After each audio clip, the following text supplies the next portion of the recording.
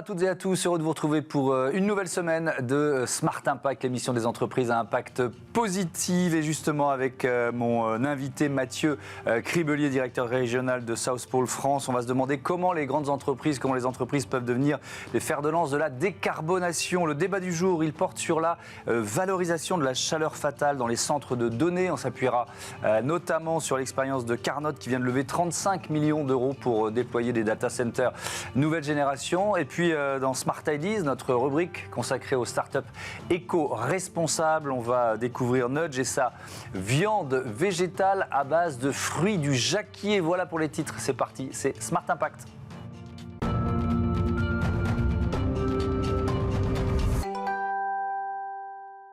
Bonjour Mathieu Cribelier, bienvenue. Bonjour. Vous êtes donc directeur régional de South Pole France. Vous publiez pour la 3e année votre rapport en route vers le net zéro. On va y venir en détail. Mais d'abord, présentez-nous South Pole, c'est quoi ? Alors South Pole, c'est une entreprise qui existe depuis 2007 et qui accompagne les entreprises dans l'ensemble des enjeux carbone. Donc que ce soit du diagnostic de départ pour comprendre où sont les impacts, dans l'évaluation de ce que doit être un objectif de réduction ambitieux, dans la co-construction du plan d'action et voire même jusqu'à contrebalancer en fait leur impact en allant au-delà de leur chaîne de valeur.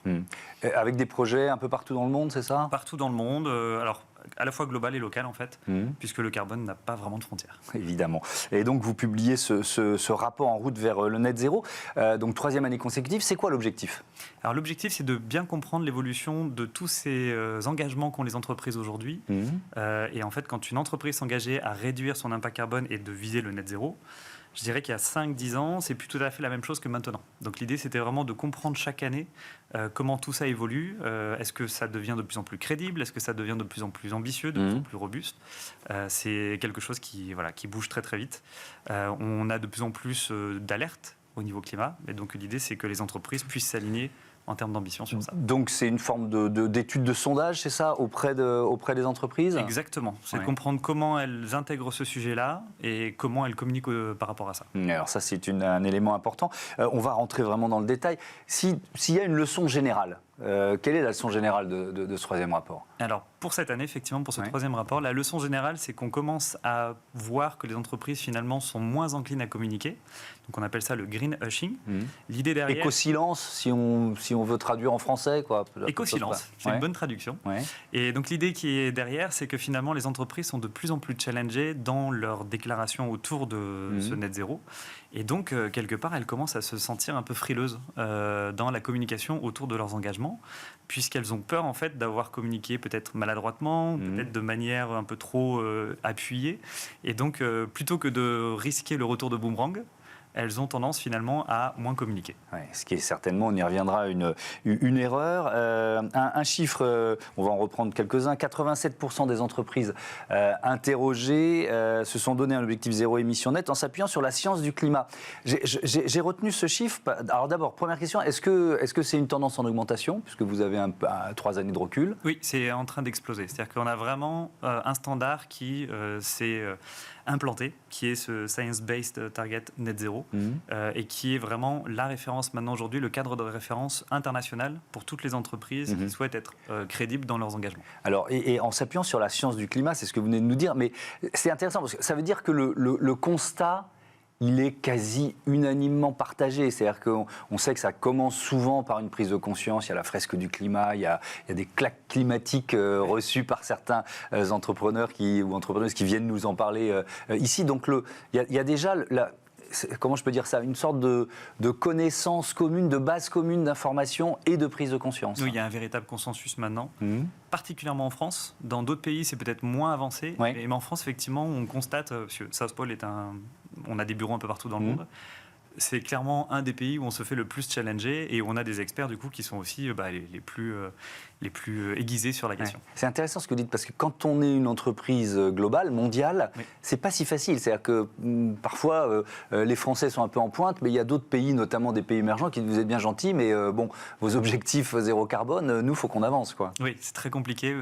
Derrière même la notion de neutralité carbone, des fois, donc on entend dans les entreprises. Elle n'est pas interprétée de la même manière en France, aux États-Unis, en Australie.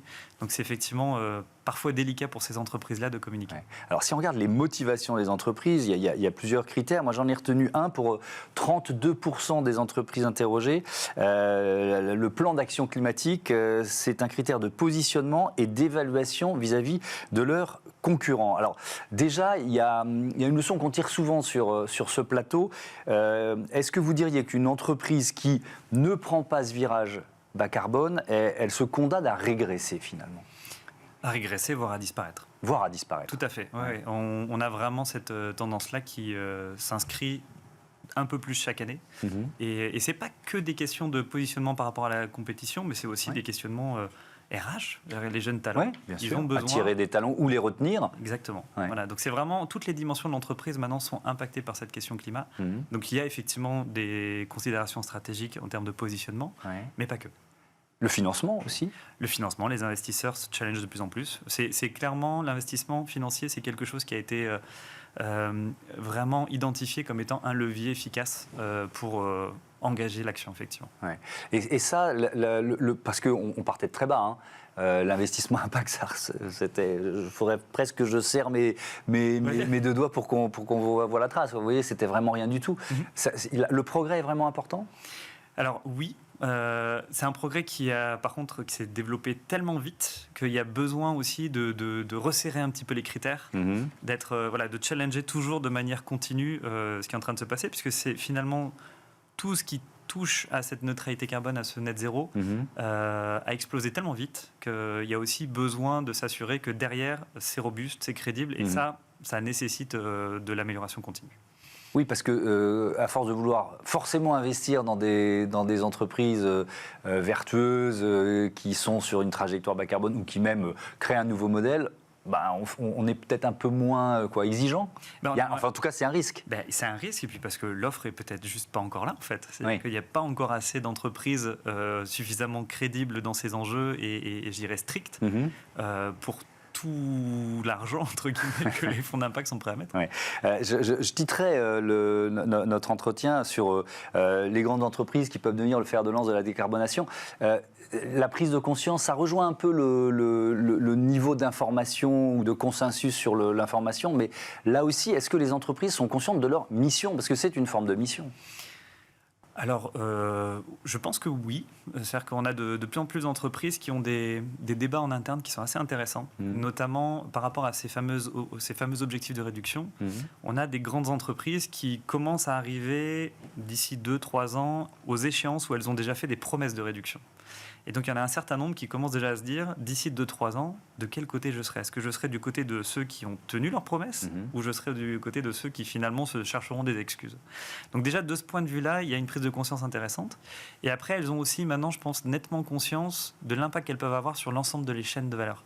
Donc, on a vraiment un phénomène un peu de domino, où si mes fournisseurs et les fournisseurs de mes fournisseurs s'engagent dans le net zéro, alors moi, en tant qu'entreprise, je serai aussi positivement impacté.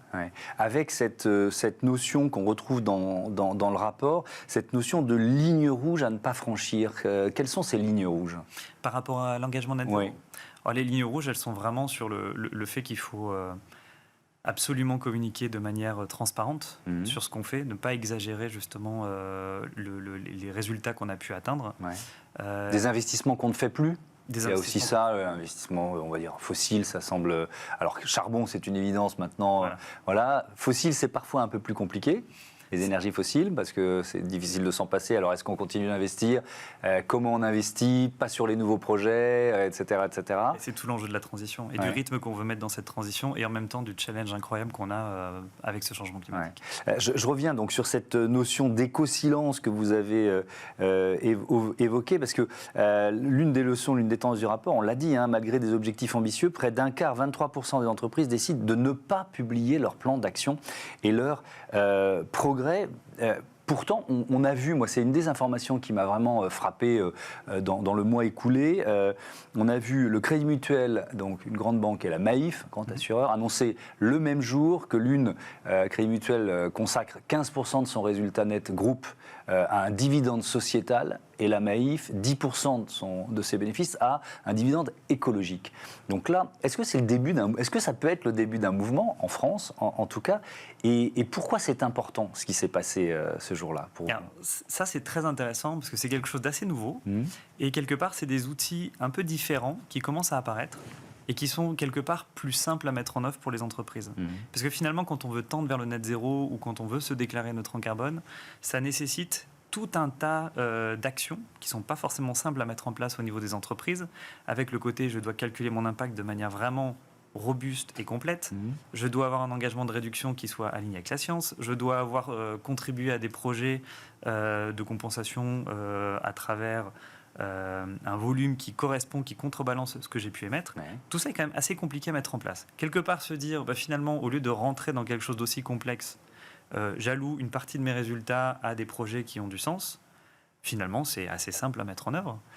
Donc peut-être qu'on est au début effectivement d'une nouvelle mise en œuvre plus simple de contribution à des projets positifs. Il faut juste s'assurer que cette contribution-là, elle soit assignée à des projets qui sont effectivement crédibles et robustes et qui soient capables de démontrer qu'il y a eu effectivement des résultats sur le terrain. Et ce qui permettra de communiquer également, efficacement et dans cet objectif de transparence. Merci beaucoup Mathieu Cribelier, c'était passionnant et je vous dis à bientôt sur Bismart. On passe à notre débat avec ces centres de données nouvelle génération à découvrir.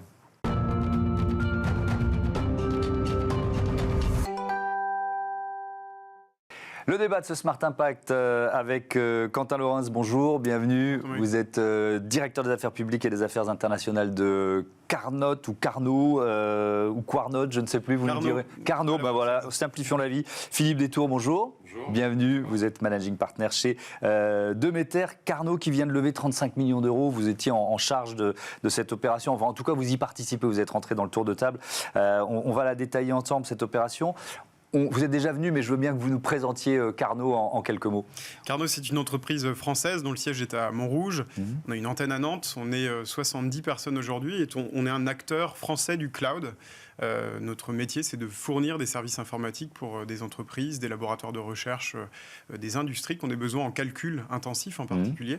Et la particularité de Carnot, c'est de valoriser ce qu'on appelle la chaleur fatale informatique, donc la chaleur qui résulte de l'activité des serveurs. Donc on est une alternative circulaire, durable, à ce qu'on appelle les data centers. Ouais. Et on va voir ce que vous êtes en train de développer et de mettre en place, mais pour bien réexpliquer, la chaleur fatale, c'est de l'énergie perdue? C'est un peu ça l'idée? C'est la chaleur qui résulte d'une activité mais qui n'en est pas l'objet premier. Oui. On peut voir ça dans d'autres domaines avec un four qui cuirait du pain, c'est de la chaleur fatale qu'on peut valoriser. Le concept de Carnot, c'est de récupérer toute cette chaleur qui est émise lorsque les serveurs et les processeurs tournent et fonctionnent. A fortiori pour des calculs intensifs, c'est encore plus important. Dans un data center traditionnel, toute cette chaleur-là est perdue et pire que ça. Et ça représente quoi? Ça représente, alors la consommation du numérique mondial, c'est entre 3 et 5% de l'électricité au global.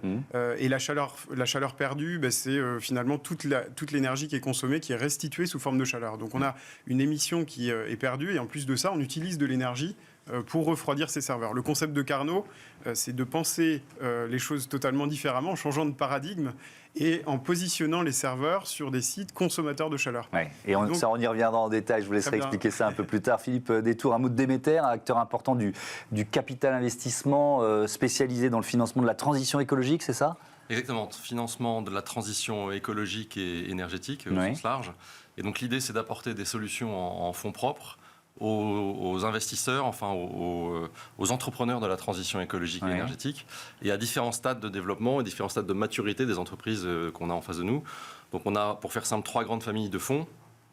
Des fonds venture pour les startups qui investissent et qui agissent dans les secteurs liés à l'environnement et à la transition écologique, des PME, des ETI en phase de croissance rapide, et puis des projets d'infrastructure qui sont développés d'ailleurs par ces PME. Donc on a une logique de plateforme, on suit la vie des entreprises avec une solution de financement adaptée à chacun des stades de développement, mais toujours de façon transverse sur la thématique transition écologique. C'est très vaste, hein, ça peut être de l'innovation dans le secteur agricole, tout ce qui touche la smart city, évidemment tout ce qui touche le secteur de l'énergie de façon assez générale. Ça représente, c'est pas une colle, hein, combien d'entreprises, quel montant? Par exemple, si on prend 2022, si vous avez un. Alors 2022, c'était une grosse année, on a levé plus de 300 millions d'euros. Vous me posez une colle quand même, j'ai pas les chiffres exacts, mais de l'ordre de grandeur, à peu près peut-être 25 investissements et 25 investissements. Et ce qui est peut-être plus intéressant, c'est la progression. Vous dites 2022, on fait une grosse année, c'est une progression constante en fait. Constante. On gère aujourd'hui 1,2 milliard. Moi, quand j'ai rejoint Demeter, c'était en 2014, on gérait 300 millions d'euros. Et donc les 3 piliers de l'activité, venture, private equity, infrastructure, ont cru de façon assez symétrique. Donc c'est à peu près réparti un tiers aujourd'hui entre les 3 activités. Et donc il y a cette levée de fonds, 35 millions d'euros. Demeter fait partie du tour de table. Quentin Leroy, c'est évidemment une étape majeure de l'histoire de Carnot. Avec quelle stratégie, quelle ambition ? L'objectif, c'est de maintenant industrialiser cette valorisation de Chaleur Fatale. Donc, on est un acteur français du cloud qui est déjà reconnu. On a des clients importants dans le domaine de la finance, de la 3D, de la recherche. L'objectif, c'est de passer à l'échelle. Donc, la levée de fonds, pour nous, elle vise à soutenir à la fois la croissance organique de l'entreprise avec du recrutement, de la montée en compétences de nos équipes, et puis le financement de l'infrastructure de Carnot et de ses data centers nouvelle génération. Et c'est le pari qu'on a fait avec Demeter notamment. Donc l'enjeu pour nous, c'est vraiment d'accélérer, de prendre une position encore plus importante sur un marché qui est très concurrentiel, où on a beaucoup de demandes pour des data centers qui sont plus durables, plus verts, moins consommateurs de ressources, et puis de l'autre côté, pour plus de souveraineté numérique. Et ça, c'est l'autre argument fort de Carnot. Et ça veut dire que est-ce que vos clients, ils vous demandent des installations de plus en plus grande, ou est-ce que c'est pas la tendance finalement ? Alors le calcul et la stratégie de Carnot, c'est de positionner des clusters de calcul, des serveurs informatiques directement sur des sites grands consommateurs de chaleur, donc des réseaux de chaleur, des piscines, des industries dans le papier, l'agroalimentaire, la métallurgie ou autre, et de positionner ces serveurs directement pour pouvoir valoriser 95% de la chaleur qui est dégagée. Donc la tendance pour nous, c'est de continuer à avoir cette approche décentralisée de l'activité informatique, mais évidemment, quand on a des clients côté finance ou côté automobile ou aéronautique, vous avez des gros besoins de calcul. Donc notre enjeu à nous, c'est aussi de faire grossir les infrastructures, quand bien même elles restent distribuées. Mais alors, pour bien comprendre, parce qu'il y a une question de foncier, par exemple, je pose vraiment des questions de béotien, mais alors, évidemment, piscine, je pense, centre-ville, et donc je pense pas de place autour. Vous l'installez où, le data center ? Comment vous faites ? Eh bien, le data center trouve sa place dans la chaufferie, au sein du bâtiment. Ça, c'est un des arguments d'ailleurs qui compte beaucoup, puisque quand on veut installer un data center aujourd'hui, il faut trouver du foncier, artificialiser des sols, et c'est problématique, notamment avec toutes ces lois sur la lutte contre l'artificialisation. Donc, l'objectif de Carnot, c'est justement de s'intégrer dans des bâtiments existants et de bénéficier d'un foncier qui est déjà construit. Et donc, on a déjà une partie de l'empreinte carbone de l'activité data center qui est réduite à ce niveau-là. Et je parle ensuite, moi, de la question énergétique. On a une source d'énergie qui alimente des serveurs et qui sert aussi à chauffer l'eau des bassins ou bien certains processus industriels. Donc on a une optimisation de la consommation de ressources, carbone, la consommation d'eau, et puis la consommation d'énergie avec cette valorisation de Chaleur Fatale. Philippe Détour, Demeter fait partie donc des nouveaux entrants du tour de table avec Société Générale Ventures et ADEME Investissement. Voilà, il y a plein de bons arguments, mais qu'est-ce qui vous a séduit ? Pourquoi vous y allez ? Pourquoi Carnot, c'est le bon moment d'investir ? Alors, en effet, on a été séduit par Carnot pour plusieurs raisons. Déjà, peut-être pour expliquer, on a investi dans Carnot via un de nos fonds, qui est un fonds qu'on appelle le Climate Infrastructure Fund, et qui est un fonds qui est plutôt dans la famille infrastructure. Donc et efficacité énergétique, c'est ça ? Exactement, dédié au projet d'efficacité énergétique. Et en fait, Carnot coche toutes les cases pour nous. On parlait de l'empreinte foncière. Le carbone, le gros sujet sur les data centers, c'est qu'on s'évertue à déployer beaucoup d'énergie pour les climatiser.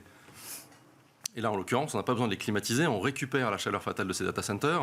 Et deuxième source d'économie d'énergie, plutôt que payer de l'énergie pour chauffer de l'eau qui va chauffer des bâtiments ou des piscines, eh ben, on évite cette dépense d'argent et d'énergie et on utilise la chaleur du data center pour chauffer cette eau. Donc c'est extrêmement vertueux en termes d'utilisation d'énergie, en termes de foncier. Donc nous, investisseurs, on regarde évidemment, est-ce que c'est en phase avec nos stratégies d'investissement liées à l'efficacité énergétique ? La réponse est clairement oui. Est-ce que, évidemment, le business model est rentable, puisque nous sommes des investisseurs. Donc, souvent, les gens, quand on parle d'investissement impact, pensent qu'on compromet la performance financière parce qu'on fait de l'impact. Ce n'est pas du tout le sujet. Aujourd'hui, l'impact est une source de création de valeur, et il faut que les gens le comprennent bien. Oui, et puis il faut investir dans des projets viables, quoi. Enfin, si on veut que les entreprises aient un impact sur la transformation environnementale et sociétale, il faut que ça marche, quoi. C'est une évidence. Il faut que ce soit viable. C'est une évidence. Donc, c'est vraiment aujourd'hui, et d'ailleurs, c'est le grand changement dans la mentalité du monde de la finance de façon générale, qui a compris que la richesse, elle est là, elle n'est pas ailleurs. Et donc, nous, on est intéressés par cette dimension, évidemment, de business model qui est économiquement très, très compétitif par rapport au marché, et sur ces aspects de performance énergétique que nous, on mesure. On a un engagement, nous, société de gestion, quand on gère ce fonds, à respecter des objectifs purement financiers, mais aussi des objectifs extra-financiers, qui sont l'empreinte carbone, qui sont l'impact sur la température de l'actif, c'est-à-dire est-ce que ce projet permet de respecter les objectifs des accords de Paris de limitation du réchauffement climatique en dessous de 2 degrés.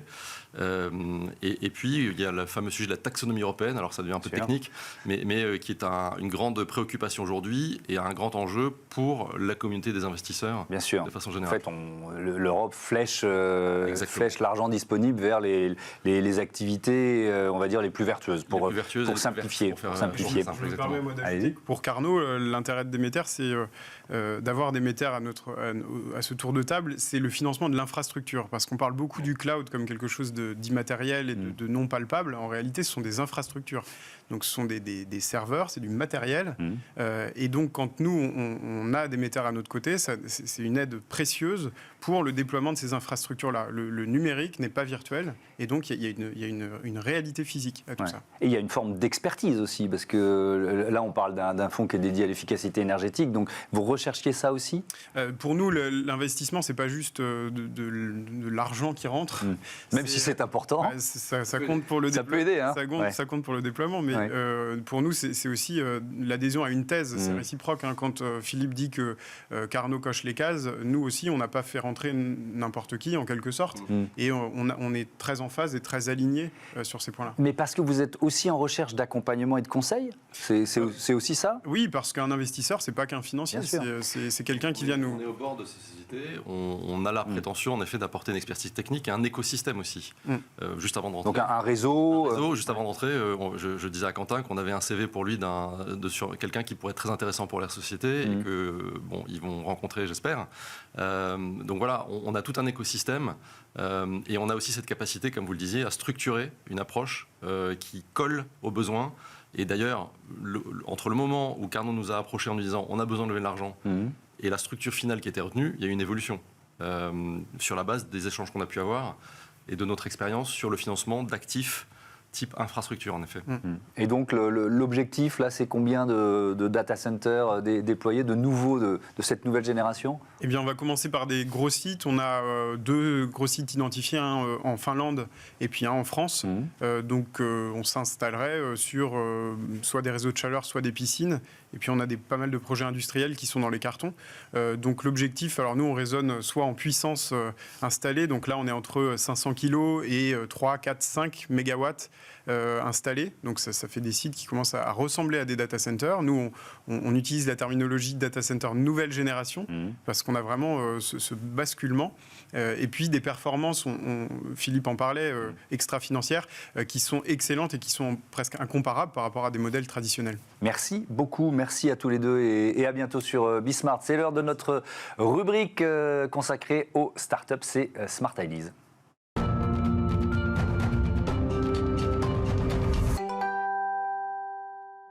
Smart Ideas avec Foucault Peuchot, bonjour, bienvenue. Bonjour. Vous êtes le cofondateur de Nudge, vous l'avez créé en 2021 avec votre frère Barthélémy, histoire de famille.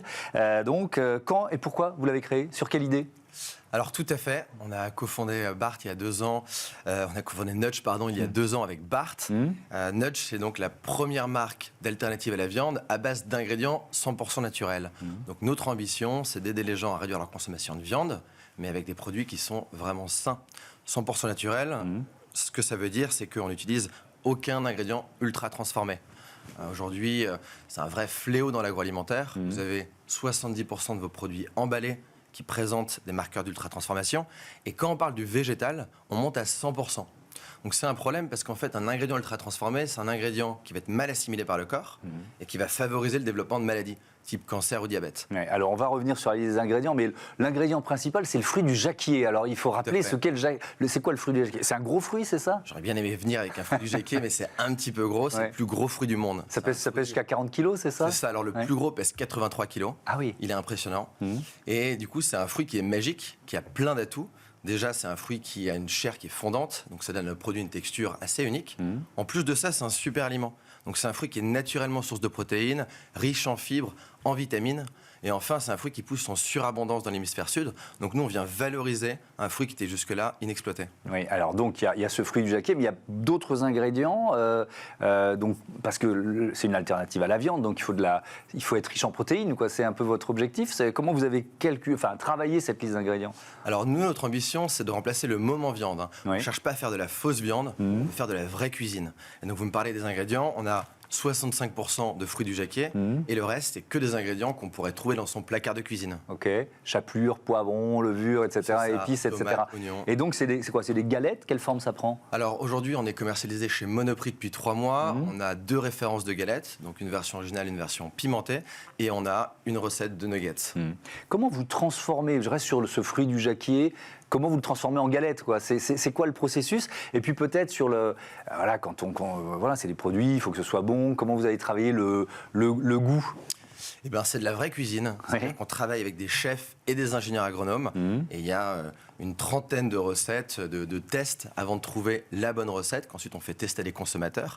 Et donc la transformation, c'est vraiment du mélange. Donc on mélange le fruit du jacquier avec des vrais ingrédients, ce que vous pourriez faire chez vous quand vous cuisinez une tarte. Ouais. Vous l'avez découvert comment, ce fruit du jacquier et ce fruit magique, quoi, en quelque sorte? Eh ben, c'est assez drôle. En fait, il est apparu plusieurs fois dans nos vies avec Bart. Il y a 12 ans, on avait fait un voyage en Inde où on avait découvert le fruit du jacquier.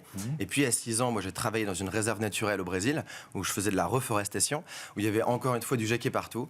Et c'est il y a 2 ans, avec Barthélemy, on s'est dit, mais en fait, ce fruit qui est utilisé depuis des centaines d'années comme alternative à la viande, il pourrait nous aider à se nourrir mieux. Et c'est pour ça qu'on a décidé de l'utiliser pour créer donc cette marque Nudge, qui est la première marque d'alternative à la viande à base d'ingrédients 100% naturels grâce aux fruits du jacquier. Et donc, vous l'avez dit, mais il y a cette volonté de ne pas faire de steak ou de saucisse, quoi. Pourquoi? Tout à fait. Aujourd'hui, la problématique, c'est pas de devoir copier la viande. Le premier critère de réduction de sa consommation de viande aujourd'hui en France, c'est pas l'écologie ni le bien-être animal, mais c'est la santé. Et donc l'unité de besoin qu'on vient remplir, c'est de proposer des produits qui sont naturels. En fait, on ne doit pas essayer de copier la viande ou l'expérience à tout prix. Ce qu'il faut, c'est aider le consommateur à trouver des produits qui sont simples d'utilisation, donc typiquement des galettes ou des nuggets, mais avec des ingrédients 100% naturels. Il y a une levée de fonds en cours, c'est ça, pour terminer? Tout à fait. Ouais, vous en êtes où? 4 millions d'euros, Ouais. on est déjà bien avancé. Et ça va nous permettre à la fois de financer l'expansion en France et aussi de venir structurer les filières du fruit du jacquier, puisque notre ambition, c'est d'utiliser du jacquier français. Et en Guyane française, il y a énormément de jacquier. Donc on va ouvrir une unité de transformation là-bas. Et ben voilà, de beaux projets pour Nudge. Pourquoi ce nom, tiens?